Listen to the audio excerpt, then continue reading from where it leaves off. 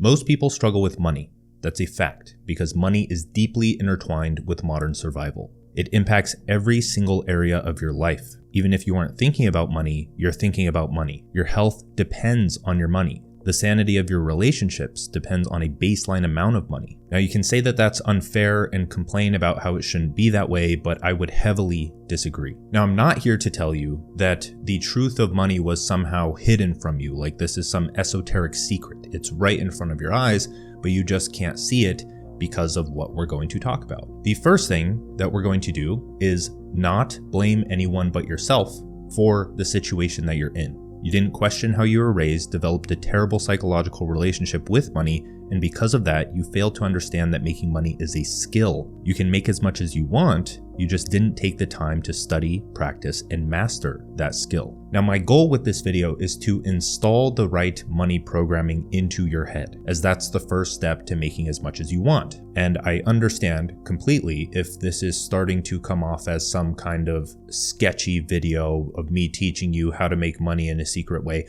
This isn't any secret. I'm just showing you what is blatantly there. So here's what we're going to talk about: why money problems don't exist, but psychological problems do, and how to remove your scarcity mindset, the difference between a job, career, and calling so you can earn an income doing what you want, a new perspective on money and how it's your key to a fulfilling life, not the thing that's preventing a fulfilling life like many would tell you, and a complete breakdown of how to make money in any economic situation, because making money is a skill. When I say skill, that means you can train yourself to do that thing well. If making money requires a certain input and the output of that is money, you can master the input. And then once you have the output, money to make more through investing, that's a different skill. Because we need to face reality here. You want freedom. And now maybe you don't actually want absolute freedom. You want autonomy. There's a difference, right? Freedom is just chaos. It's something that you think you want, but you don't. You're mislabeling autonomy for freedom. Autonomy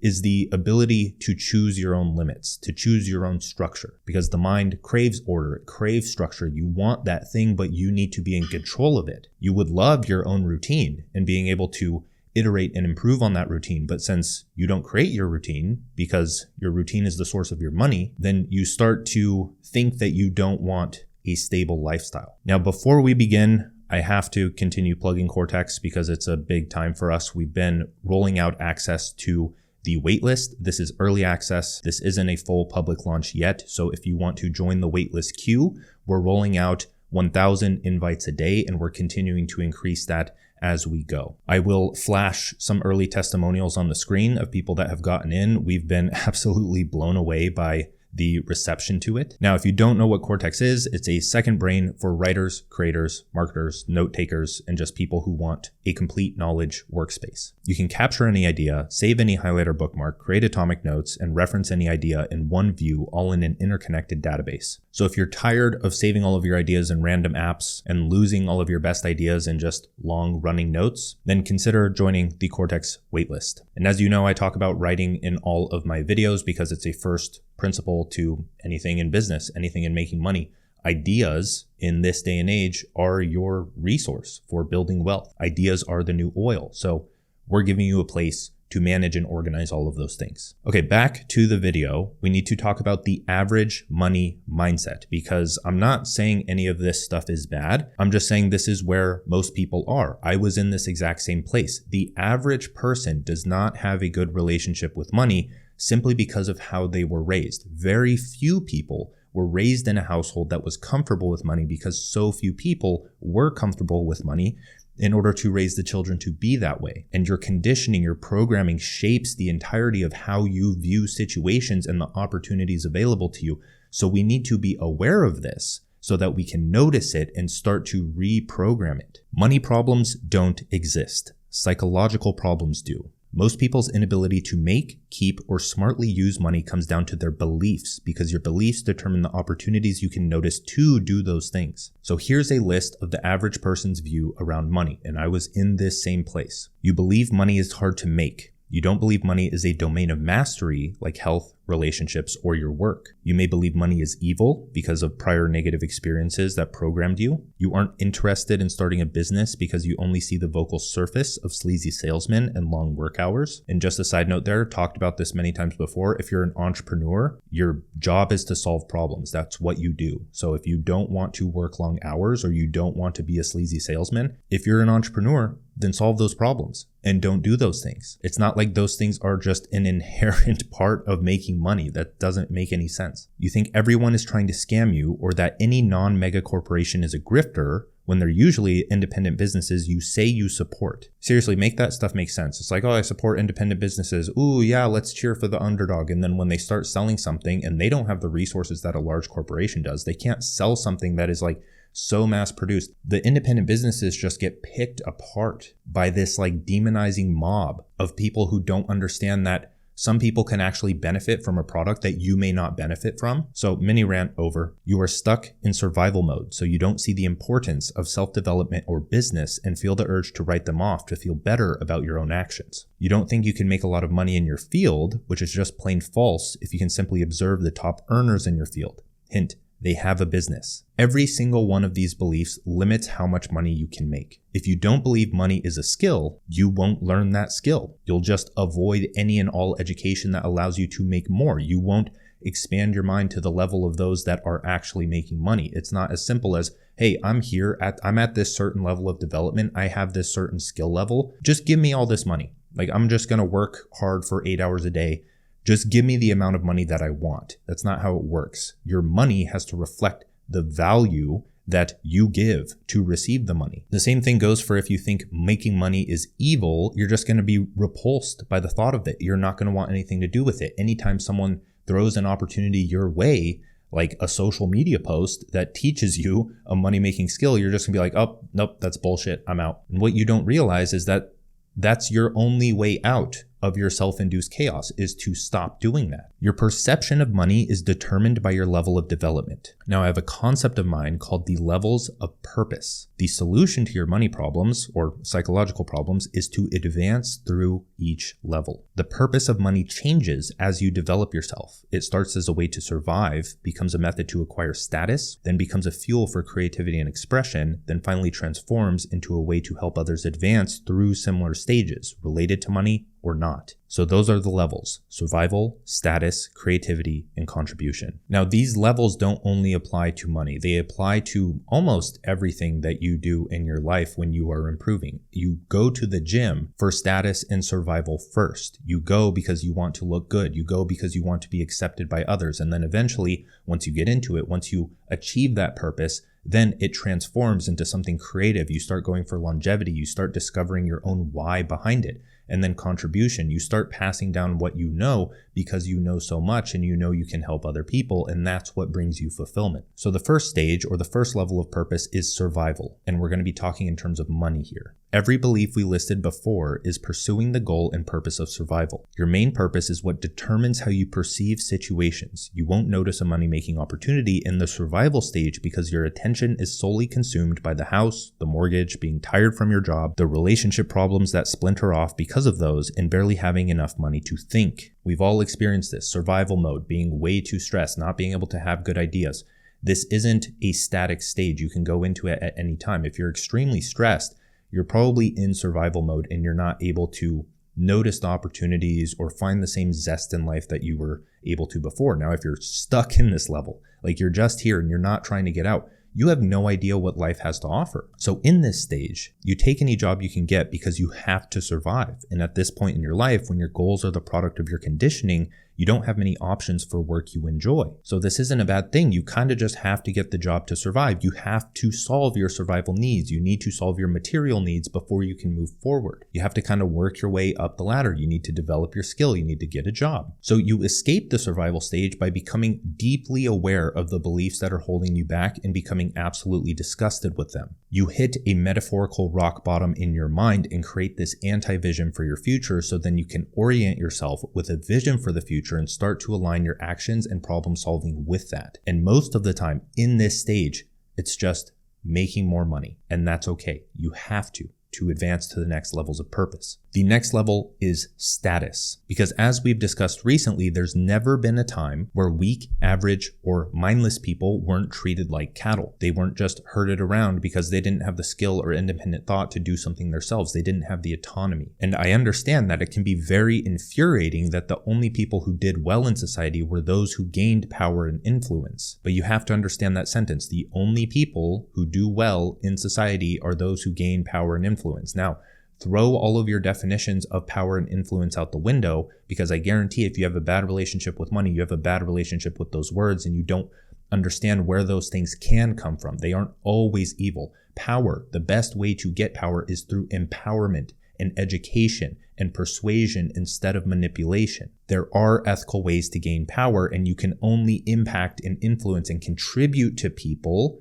contribute to humanity if you have power. I don't want to hear anyone in the comment sections that's just like giving me a definition of power when I just told you what the definition we're going to use for this video is. If it's not power, then think of a different word. You reach the status stage when 1, you have a sense of security around money, and 2, you realize the need for others to perceive you as valuable. You cultivate a skill set that allows you to get a better job or start a business. That job allows you to pay the bills, focus on other areas of your life, and make moderate to extravagant superficial purposes. The reason I say purchasing moderate to extravagant things is because during that stage, you're going to get the new job and you're going to be very happy with that. And you might buy the car, you might buy the house, but that's a way to get out of the status stage. Is you need to realize the impact of those things on your life fast. Now, if you're a mechanic and you love cars, there's nothing wrong with getting a car. That's where you find your meaning in life. If you buy a car and you're just going through things and it's just this superficial status symbol for you and you don't realize that yet,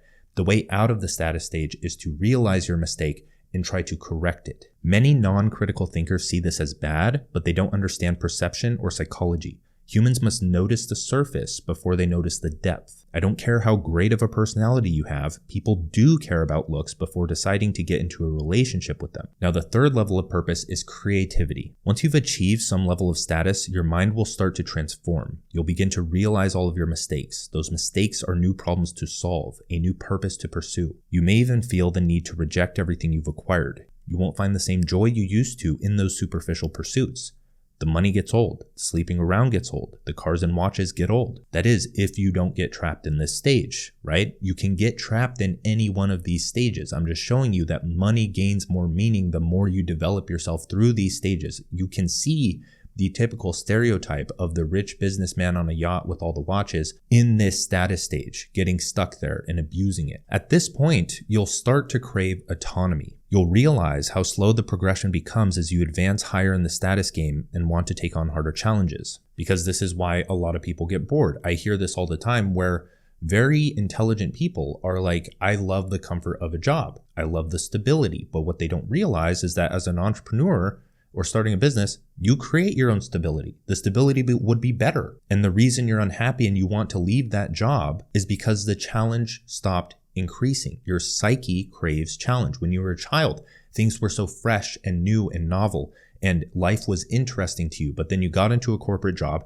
you started climbing the ladder, it slowed down drastically, and now you're in this robotic routine of tasks without any further challenge. And the only way to create the new challenge for your life is to continue hopping from job to job and go through that cycle, or to start your business and become an entrepreneur, throw away your definitions of those as well. Just do what you were meant to do, pursue your life's work, and then you have an infinite level of challenge. It's an infinite game at that point. At this point, your focus must shift to developing a philosophical sense of mastery around a few pursuits. For bodybuilders, going to the gym starts as a pursuit to feel good about themselves. After a few years, they either quit or reorient toward a new, deeper destination that makes the journey more meaningful. They find joy in feeling good from healthy food. They have such a deep understanding of how their health choices impacts their future. They gain fulfillment from the process of making tiny improvements in the gym. They shift from vanity to therapy. They shift from looks to longevity. So this is the creativity stage. In the status stage, most of what you learn and do is assigned to you by other people, your parents, your boss, your job. It's what you absorb and learn from others. And then once you gain this traction with your skill set and you see your value and you start to crave the autonomy and creativity, you take your expanded knowledge and you start to create your own way of doing things. And this is where the magic starts to happen. This is where you become irreplaceable. You've tried different training programs, business models, and coping strategies to the point of realizing the patterns and principles between them all. You've unlocked a level of mind that allows you to navigate with grace between them. Your job in the creativity stage is to simply create more things, create everything. Absolutely reject what you've been told and start to do things from scratch to see if you can create a better way. Break free from the dogmas and ideologies and processes you've adopted from others. Build novel solutions from scratch. This sets you up nicely for the contribution stage. So that's level 4, is the contribution level of purpose. With a combination of a high-value skill set and enough creative experimentation, you realize that you can deeply impact others' lives and feel the pull to do so. So if we think of levels of purpose as concentric circles, like one circle on the outside of another, 4 circles total, there's a pull to go deeper. You hear that inner voice. You know that voice. It's the voice telling you that you were meant for more in life. And by listening to that, you start to bust through these purposes. You have to make money, then you have to gain status, then you have to be creative, and now it's time to contribute to other people and help humanity in a sense. In this stage, you feel a deep desire to share the things that have improved your life. You begin to see life from a new perspective and wonder why others are constantly distracted with menial things. You can see where their life is heading, but they can't. The contribution stage is where the used to be separate domains of your life collapse into one. You don't see work as somewhere that you clock in and clock out. You don't see rest as a treat that you can only indulge in once work is done. You don't see play as a hobby that lasts 30 minutes at night if you have the time to do it. You see all of them as necessary counterbalances to one another. Work, rest, and play become difficult to distinguish. Rest becomes a way to regenerate your creative ability for your work. Play becomes what you do for work. Work is so deeply integrated with your life that anything you do can be passed down in the form of products or information. Your entire life begins to revolve around how you can best contribute to the world. You become a perspective vessel for reality. You make sense of the world from your mind and pass that perspective for others to adopt and benefit from. If you want more on this, I would highly encourage you to go watch the One Person Business playlist on my channel. And in the next video, I'm actually going to be talking about the death of the personal brand and a new way of life for people that want to pursue their life's work in a meaningful way. So back to it. You hunt for and gather information, synthesize it with your experience, and distribute it to those who want to benefit from it. You become less of a leech. You don't only consume and take from reality for your selfish personal gain, but you create, share, and contribute back to the world. Now, a few notes about all of these levels: survival, status, creativity, and contribution. They reset when you start a business. When you quit your job to start a business, you're back in survival mode. You need status to acquire the right connections and resources. You begin to crave autonomy from things like client work and tasks you can delegate. You free up mental energy to be creative. Eventually, you will realize that your main purpose is to help other people. Now, the last note is that these levels of purpose follow the transcend and include law. So you never escape the survival stage. You can go back and you can fall down and be in survival mode for a certain amount of time. You can go through these cycles, but you transcend and include. So you go up a stage and then you include a lot of the principles from survival in that stage because you can't do it any other way. It's like matter to life to mind, or a word to a sentence to a paragraph, a whole and a part. If you were to remove matter from the earth, life and mind would be gone. They wouldn't be able to exist. So without survival and status, creativity and contribution can exist. Now we're going to get into how making money is a skill, and we're going to break all of that down. But first, we need to understand that the art of living is getting paid to play. And we need to understand the fundamental difference between a job, a career, and a calling. So we'll start with a quote from Alan Watts. Sensible people get paid to do what they enjoy. I continue returning to that quote. We have been conditioned since birth to work for everyone but ourselves. We are given assignments, tasks that have already been trodden. We work on these assignments without struggle or conscious thought, leading to a mechanical and replaceable role in society filled to the brim with people who try to prove their happiness to hide their internal misery. We don't know any better because all we know is what we've been told. We're told to read books we don't care about, to complete projects we don't care about, to prepare ourselves for a life we don't care about. Before you know it, you are trapped in a dense cloud of responsibilities. The resources, time, energy, and money that could be used to change your life are exhausted like clockwork, so you have no choice but to remain a productive robot as society's plan for you intended. If you hate your work and it comprises 1/3 of your life and it drains your energy to enjoy the other third, and you are asleep the other third, there doesn't seem to be a higher priority than to create, build, design, write, sell, invest, own, experiment, and discover a way to control what you do with your day. Now, all of that was actually a segment from the new book that I'm writing. I don't know when it's going to be out. I don't want to give the name away yet, but that's part of it. What you will discover on your path to purposeful money is the difference between a job, a career, and a calling. A job is some unpleasant work you do for someone else for the sole purpose of making money. A job is a survival mechanism. A job is one milestone on the path to living up to those who shaped your mind. A job is similar to schools from the perspective that good marketing can make up for a bad product. After centuries of failing to get results, things like schools are still alive and well for the simple reason that very few people go through the trouble of thinking for themselves. Most people do what most people do. Most people aren't okay with the results of most people, but by that point, it's much harder to escape. A career is a commitment to development in your work. A career demands that you pursue a hierarchy of challenging roles and tasks. Psychologically, this brings long-term order and clarity to your mind. With each level of challenge, life becomes more complex and interesting. New paths for knowledge and skill acquisition become apparent. If you want to progress further in a career to an extent, you have to have your life together. So that's a job and a career. That's what they are, but it's the same thing as the levels of purpose where one transcends and includes. A job is not a career, but a career is a job. A job and a career are not a calling, but a calling is a career and a job. A calling is work you can't pull yourself away from and others can't help but pay you for. A calling can't be assigned to you. A calling cannot be pursued under the orders of another. A calling cannot be defined by a set amount of working hours because your mind is always working on it. A calling is found at the point where improvement turns into obsession. A calling is something others won't understand, something that must be cared for, protected, and maintained by the one pursuing it, like a gift that others could accidentally steal. Now, jobs are great for young people who don't know what they want to do yet and simply need to survive. Careers are great for those who want a bit more satisfaction in life because they understand the need for challenging work as a forcing function for self-development. And a calling is for those who know they were meant for more. The select few who are willing to take the plunge into the unknown and take full responsibility for the outcome of their life. It's a sad reality that the term work is now perceived as a curse. When the average person thinks about work, their mind floods with familiar pasts and predictable futures of stress, overwhelm, and anxiety. When you're at work, you crave to be at rest. When you're at rest, you eventually crave to be at work. A disastrous cycle of never feeling like you are where you want to be. Your mind is anywhere but the present moment. People dream of the perpetual vacation we call retirement, but once they achieve that delusion, it normalizes, as everything does. Within a few weeks, you can't help but want to balance being with doing. It should be considered your full-time job to create work that feels like play, to escape the narrow view, the extremely narrow view,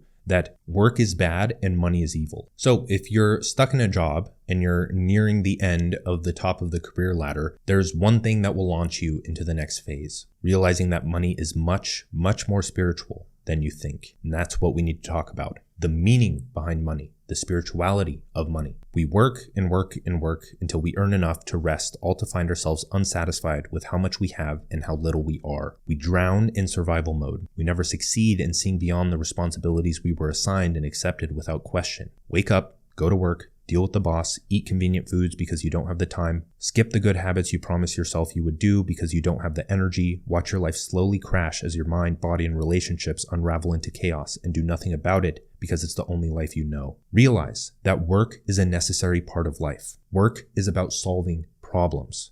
So if you don't work, your life is going to be pretty problematic. The thing is that humans love to solve problems, but not just any problems, problems that they deem meaningful. And the ones that they choose. The right problems narrow our attention and allow us to forget our worries. The wrong problems enslave our attention and amplify our worries. The difference between the two is that one is chosen and the other is assigned.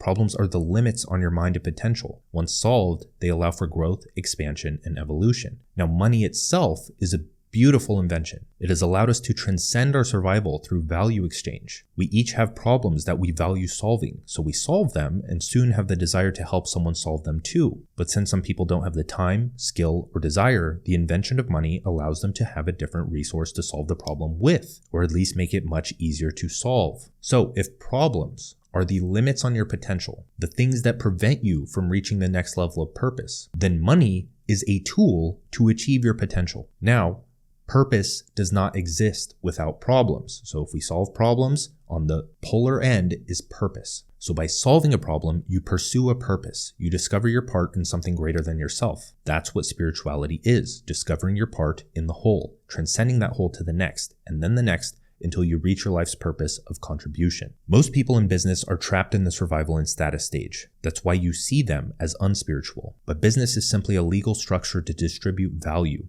Not all businesses are evil, but not starting your own ensures that the evil ones will thrive. When you are in the survival or status stage, by not starting a business, you are bound to unconsciously contribute to the businesses you deem as evil by working for a corporation that sickens the masses. In other words, you're demonizing businesses, but you're working for a business that sells a product, and by your standards, it's probably unethical how they do business. But no, don't start your business because it's unethical and your projections are a reflection of yourself, so starting a business would probably be unethical. But is it more or less unethical than the person you work for? Okay, finally, we're going to talk about making money is a skill, not luck. Making money is not about luck. We're far beyond that silly belief. We don't live in that world anymore. Luck is a concept used to describe a lack of understanding of a system. If you understand the system of making money, you can make it at will, considering you actually learn the skills. So here's exactly what you need to understand in order to make as much money as you want. But you have to understand that I'm just not a fan of giving out copy-paste business models because you don't learn anything that way. You can find them anywhere. I encourage you to experiment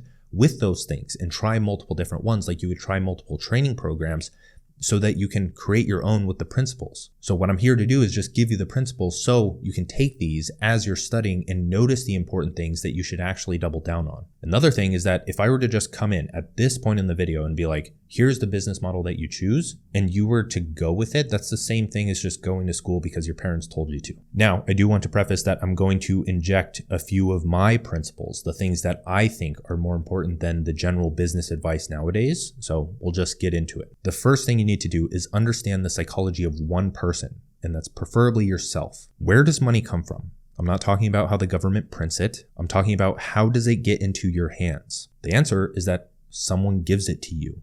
Someone gives you money. Whether it comes from a consumer or a business, somebody makes the decision to hand you money because they see what you have to offer as valuable. So the first step to creating something worth paying for is to understand the psychology of one person, because value is perception. One man's trash is another man's treasure. Some people don't see this video as important. Some people are still watching till right now and they see it as valuable to their lives. That's just how the market works. Many people are going to watch 5 seconds of this video and be like, that's stupid, that's a scam, I'm out. And then others are actually going to be changed by it because their mind is in the place where they can receive it. They're going through a problem in their life. They are aware of that problem to the point of being able to receive the information and not write it off. The thing here is that there are thousands of other people like you. I'm just simply talking about the problems I had in my life and giving out solutions to them.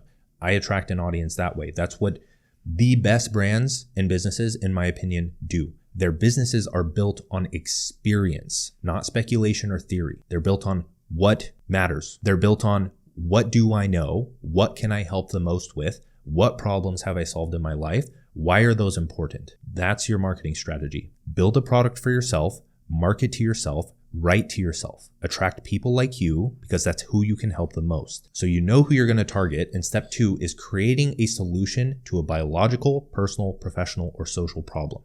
In other words, think health, wealth, relationships, happiness, the eternal markets. That's where all real problems are. When we go over the death of the personal brand in the next video, we're going to talk about how influencers just don't solve real problems. They're sickening the masses, like Lunchleys, Prime. Really? I like Mr. Beast and all of them in many regards. Cool people. But the way they monetize, it could just be so much better. You can contribute so much more. I'm not here to judge them. I'm just here to observe and potentially point you in a direction that you may find more enjoyable. Most businesses fail because they try to solve a problem they haven't experienced. They spin up some fancy startup idea in their head and then justify their failure with a dumb statistic like 99% of startups fail.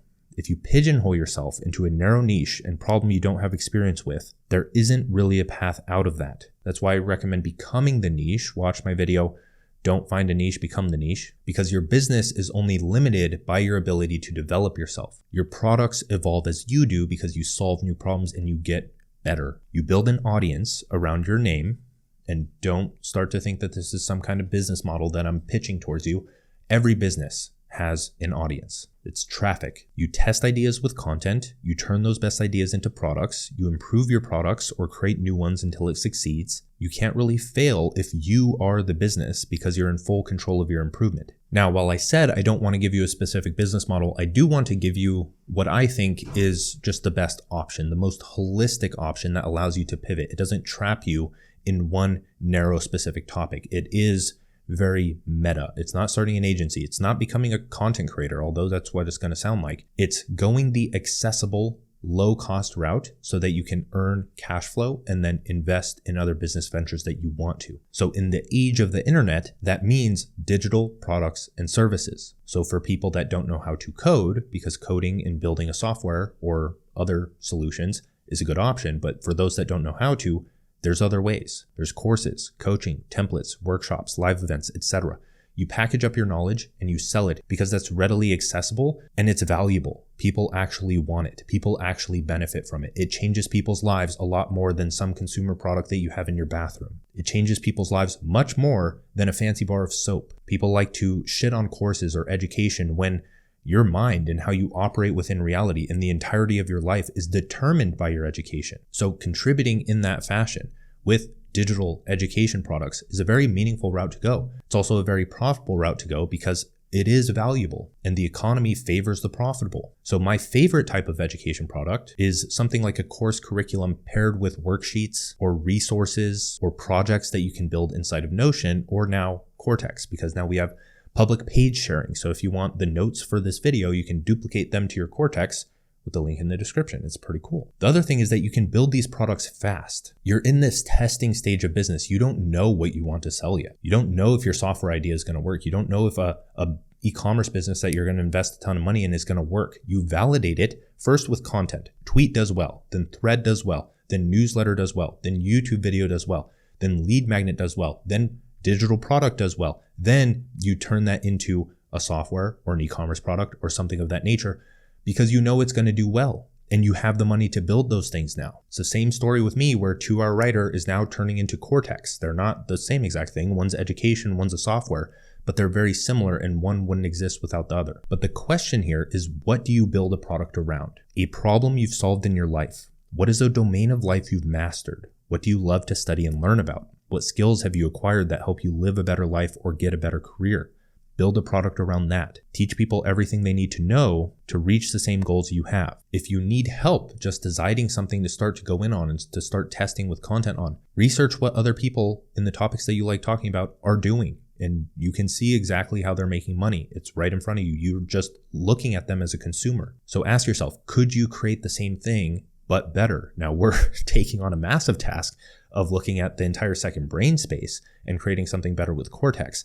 But I just like aiming big. We may fail massively, but as of right now, the users think we stand a chance. And the product's pretty good. We have an absolutely incredible team. Now, step number 3, after you have understood someone's psychology or your own psychology and you've created a solution, you need to build, borrow, or buy an audience comprised of the people with the same psychology and problem that you're solving. You have something that people want. Now you need the people side of that equation. Most beginners fall into the trap of building a website, perfecting their product, forming an LLC, and the rest, but never get around to the most important part, customers. If you want to skip this process, watch my past video a few videos ago, the fastest way to build a one-person business. I go over the minimalist offer or the micro offer. It's just how you get up and running fast. How you don't need to do anything. Well, you need to do a little bit of work. It's how to start selling immediately without really building anything aside from just finding a way to get people to want the knowledge in your head. Now, there are 3 types of distribution: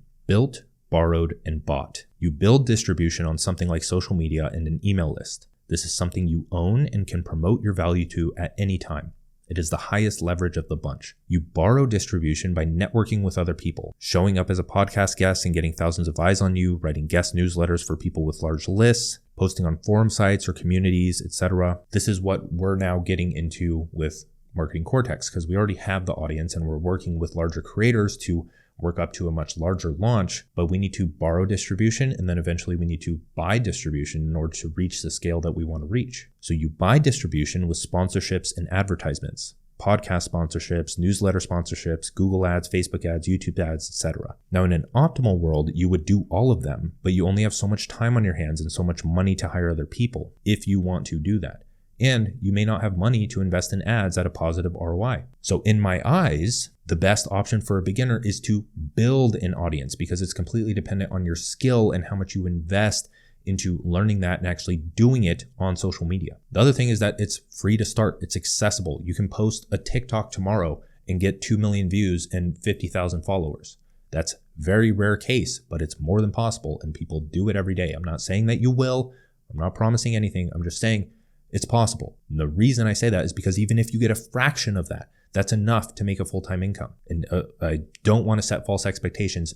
It's going to take time. Expect it to take time. Now, as I've already said, if you want to learn how to do this, go watch my one-person business playlist. If you want more of like a fast track and you're okay with investing in education for your life's work or your business, check out 2-Hour Writer. Link in the description for that course. Now, step number 4 is to systemize the promotion and delivery of the solution to that audience. People will ask me why they aren't making money from their creative work, and 99% of the time, it's because they just don't do the things that make the money. They don't promote themselves, or they used to and they stopped. They don't have a schedule or a system. They stopped trying to get customers, and then they knew that subconsciously, but then they need someone to tell them, because they want their business to fail. They secretly want it to fail so that they don't have to continue doing the hard thing. So the way out is to just create a repeatable weekly process for promoting your solution or your product or service. So an example for your creator business is to promote your product, service, lead magnet, or newsletter every single day under one post. This can be in the comments of that post or in your story. Then send a weekly newsletter and promote your product or service in there, and then actively talk to 5 to 10 people a week in your DMs about your product. That's just one example, one option. You don't need to go that route, but that's a pretty good way to get a lot of eyes on your product or service. You're pretty confident in the fact that you are at least trying to get those things, and you can now have data points to improve.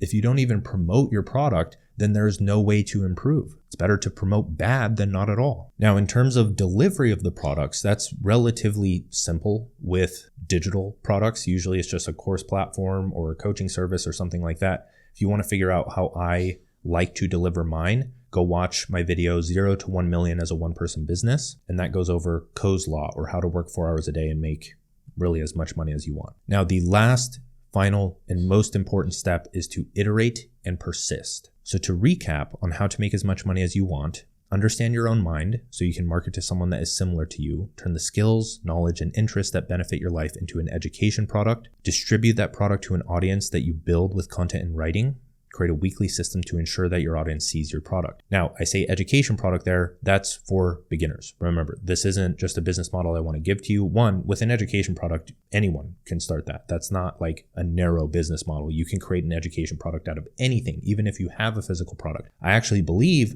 that most businesses, especially physical product businesses and software businesses, should have an education product alongside that, not only to boost profit, but to increase the use of what it is that you are selling and create this philosophy and lifestyle around it. And if you can't provide the education, then maybe it's not a product or service that people actually need. But aside from that, that's it. That's what you do. That's all you need to make as much money as you want. And that is not a lie. The final piece of the puzzle is the delicate balance of iteration and persistence. This is where most people fail. There are 4 points that we talked about. Each of those points provide data. If something isn't working, you need to test something new. Test new marketing angles, use personal experience to market how your product changed your own life, and gauge the response. Test how effective your product is at solving the problem in others' lives. Improve it until people can't stop talking about it. Test the ideas, content, and strategies you use to build an audience. If you aren't growing, it's because you haven't done this. Your skill isn't high enough. Test how, when, and how often you promote your product each week until you make the amount of sales you want. This whole business thing doesn't stop when you decide on one marketing angle, one product, one strategy for audience growth, and one way to promote. You can't fail if you have all the right pieces and experiment